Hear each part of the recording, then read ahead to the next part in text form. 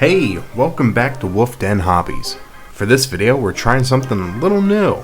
The bright side is, well, you get to see more of me. I'll be popping up throughout the video to explain what the next step is in this process. After the video, please let me know what you think of doing these videos in this format. So, let's get started. To begin, I undercoated the model with a white primer. Figured I'd go lighter and then work my colors up from there. Then, using my airbrush, I took a lighter gray and started spraying the model from the bottom up into all the recesses and shadow areas to kind of give it a little bit of a color contrast. Just keep in mind though, I'm not a certified color wizard or expert, so I'm putting these colors down where I think they should go. So with the model set up, I'm going to put a mixture of Arctic Blue by Model Air and Wolf Gray by Game Air into the airbrush pot with a little bit of flow improver. With this mixture, using my airbrush, I'm going to spray from the bottom of the model upward, hoping to catch only the under parts of the model to kind of give it a better shadow.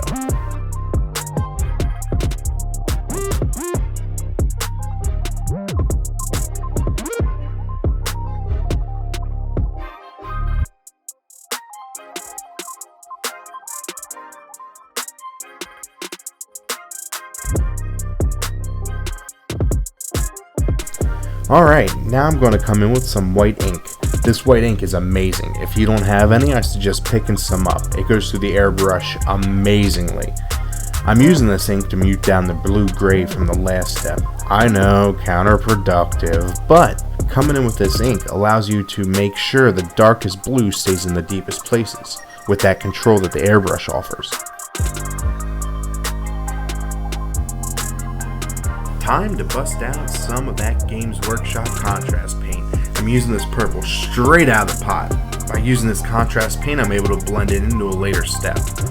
Games Workshop contrast paints are something of a little bit of a cheat to get certain effects.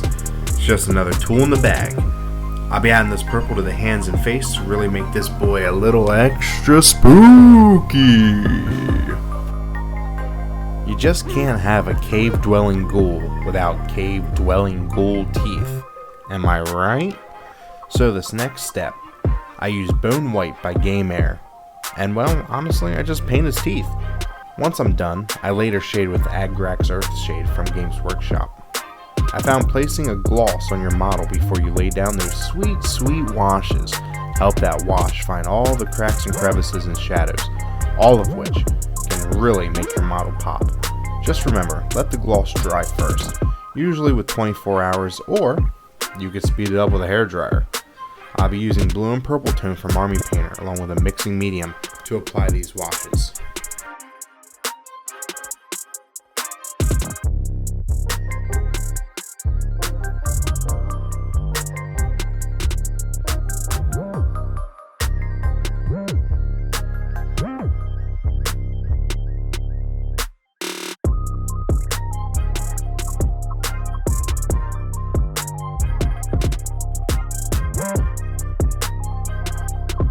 So, now you have a model. It's painted your best, but you notice the base isn't painted. Basing a model can be one of the hardest choices to make alongside choosing a color palette or theme for a miniature or army. Those of you who voted spoke. So, this is my interpretation of a cave-like base. I used some grass tufts and some fancy stones for my fancy stone container. I also used Games Workshop Textures paint, Astrogranite debris. Whew. That's a tough one. Once the texture paint was dry, I used blue ink and turned it all dark blue.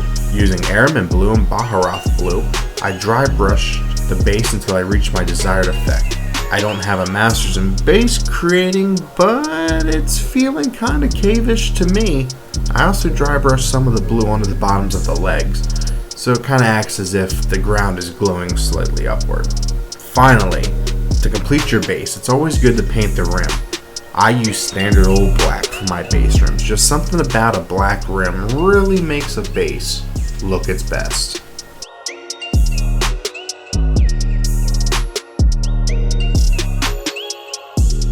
With that, this spooky boy is complete.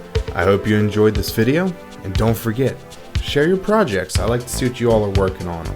Till next time, I'll see you at the hobby desk.